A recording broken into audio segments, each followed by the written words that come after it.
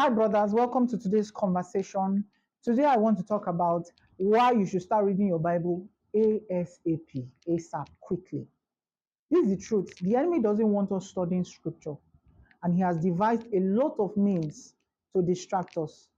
A lot of people, when it comes to Bible reading, their Bible life or their Bible study consists of just two things. One, they watch YouTube sermons, and then two, they have a little app that just pops up a scripture here and there, and that's it for the day. But that's dangerous because, like my friend Apostle Sheon would say, messages are like snacks. You can't live on them. YouTube sermons, as beautiful as they are, as eye-opening as they are like snacks. You can't live on them. You need the word of God. Jesus said, man shall not live by bread alone, but by every word that proceeds out of the mouth of God. Why? The entire world is in darkness. There is massive deception. And the only cure for darkness is light. The light of scripture.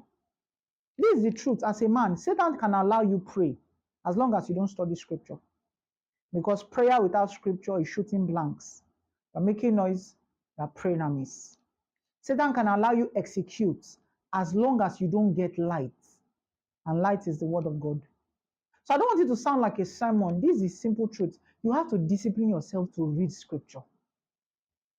Ask yourself, can I sit down for 1 hour with the Bible? Can I sit down for 30 minutes with the Bible? Not a Bible app, not Bible reading in my ears, not chants, with just the scripture. I learned from the late Ubon King. He said he was struggling financially. His life was in a very bad place.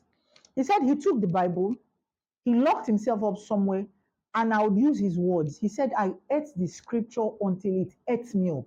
Kai.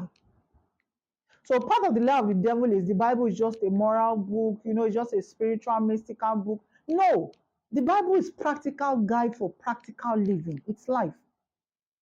And after Bon King had eaten scriptures, he said he began to run his business on the dictate of scripture. The great Cosmos Maduka, the owner of Kochari's group, the same thing he said. He says, I run my business on the dictates of scripture.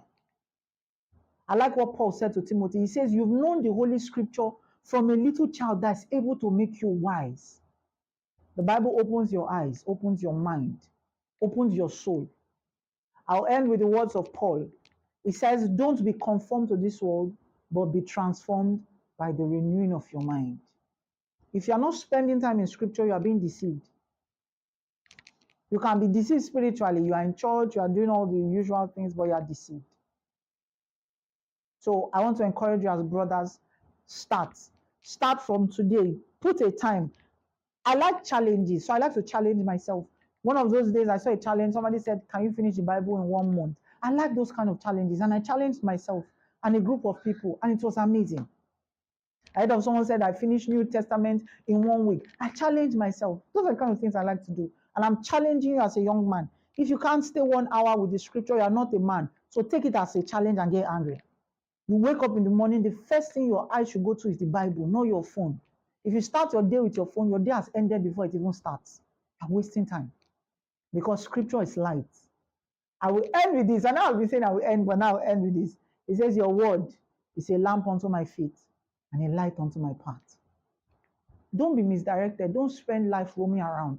Stay with the word. There's a deception of darkness to take us away from the Bible. It happened to me. I had to be sensitive that, oh boy, you're not reading the Bible as you used to. And I had to make amends. So my brothers, I'm encouraging you. Let's be men of the word.